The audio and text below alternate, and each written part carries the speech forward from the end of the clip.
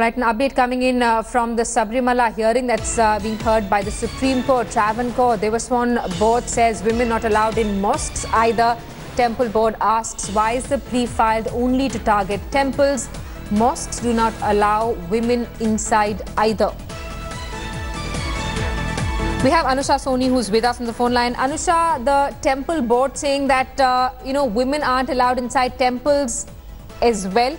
That, of course, is factually incorrect because women are allowed inside temples. They're not allowed inside inner sanctums of a few dargahs, which is why the Haji Ali matter had made headlines. Well, Simi, let me just say that this whataboutery that we see in this country right now is very good for politics but not for cause. So as far as this observation or this rather argument is concerned that they are not allowed at mosques also, so we should be also allowed to do it, is no argument in law. That's point number one. Secondly, the context in which this argument was made is very different. The argument which was made was that if, as a tradition, say Muslims don't allow women inside a mosque, as an example, for purity or for whatever reasons, and if that's a part of their intrinsic religion, the court can't tamper with it. That was used as an example. That was not used as a matter of fact. Now, here what the argument of Abhishek Manu Singhvi is that if something is part of the core identity of a denomination of a certain sect, then it's protected under Article 25. I must caution here that this argument holds no validity in law. It's merely a rhetorical, a provocative argument which was made by Abhishek Manu Singhvi. He was basically trying to point out some practices at certain places in the country where women are not allowed. However, as far as the case of Sabarimala is concerned, the temple authorities will have to satisfy the court that what they do is protected under Article 25 and is not violative of the right to equality. They'll have to establish that forbidding women to enter the temple is something which intrinsically their sect demands. So whatever any other community, religion or any other practice of faith may be doing, that cannot be a justification for Sabarimala to do something the same. But Anusha, we'd spoken to Rahul East for a short while back as well, and he had said that the case of Sabarimala is different because he said that the deity is somebody who can actually hold an account, he can own the temple, own property. Is that part of the arguments that are being made in the Supreme Court right now? Because according to Rahul Iswar, Sabarimala, this temple is not like any other temple that people can actually go and worship in. Well, I think first of all, Simi, Rahul Iswar is not a first party in this case. Okay, he is just an intervener. He is not from the Temple Board. So when he goes on to say that it is a different trust and all of those things, I don't think that's valid because this trust of Sabarimala is a public trust. It's not a private property. If I tomorrow decide to have a temple in my house and I don't want 5 people to come in, that's my right to property in this country. But if there is a public trust, a public property which is under the act of the state legislature, then how can it practice something which is so discriminatory for about 50% of the population? So as far as the property argument is concerned, that is pretty settled, that it's a public property. Had it been a private property, there is no argument of the fundamental rights. And that is the reason the entire Temple Board is before the Supreme Court saying that, this is actually something which is a part of our religion. And despite this place being a public place, because it's an intrinsic part of religion, allow us to practice it. Simi. Right, and Anusha, the last time the court heard the matter, the Chief Justice of India and his colleagues had made some very interesting observations. Can you take us through that as well? Absolutely, Simi. I remember Justice Chandrachud just last week during the hearing said that if men can enter, why can't women enter? There was an argument from Abhishek Manu Singhvi when he said that there are so many deities. Why do women only want to come to Sabarimala?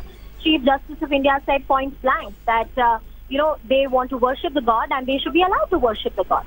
The Chief Justice of India at many occasions during this hearing has pointed out that a merely biological factor which is responsible for the procreation of the mankind cannot be held against women. And these entire notions of purity, impurity, what is considered to be holy and unholy, these notions in the modern day have become archaic. And also, Simi, the modern day jurisprudence in this country, the sort of judgments we have seen coming, whether it's the triple talaq or it's the Haji Ali, it's about putting the rights of women above the so-called religious norms which have been held for decades. So of course, the view of the court so far, if one just looks at the observations, is very heavily bent in the favor of allowing women. Of course, the arguments continue, and only when the judgment comes, we will know what the 5 judges of the Supreme Court think on this matter. Anusha, stay on with us. We have Rahul Ishwar who's with us on the phone line. Rahul, arguments taking place in court. One of the arguments that Anusha Soni is telling us about, she was inside the courtroom when the case was being heard. She said that the temple board is saying that women are not allowed in mosques either. So why is no one interfering with the mosques? Why only interference in temples? Do you think that an attempt is sort of being made to dilute the debate or rather the point in question as to the women's right to pray inside the temple? Absolutely, ma'am, no. I am one of the petitioners in this case. It is upon my intervention that it was sent to a constitution bench. We are pointing out that there is a lady Sabarimala also there. This is only because of the nature of a deity, and we are fighting to protect Article 25. Under Article 25, every religion is protected and every religion has a right to practice their particular faith in the way they choose, unless this is a gross violation. And we are pointing out there is no violation here and no gender discrimination, but only an age regulation is there.